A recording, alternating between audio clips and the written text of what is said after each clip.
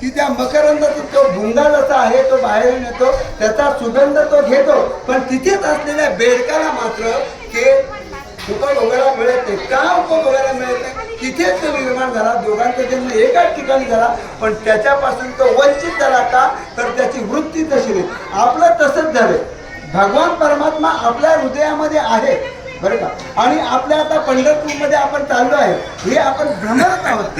आता भ्रमर परिमळाची धाव म्हणजे नामाची ओढ लागली, भेटीची ओढ लागली, भेटी लागली जीवाला बाहेर आपण दिवस वाट तुझी, अशा प्रकारे भगवान परमात्म्याच्या ओढीला आपण चाललो आहे. पण तिथे असलेली माणसं नक्कीच पांडुरंगाच्या दर्शनाला जात असतील सगळी, याची गॅरंटी नाही दादा.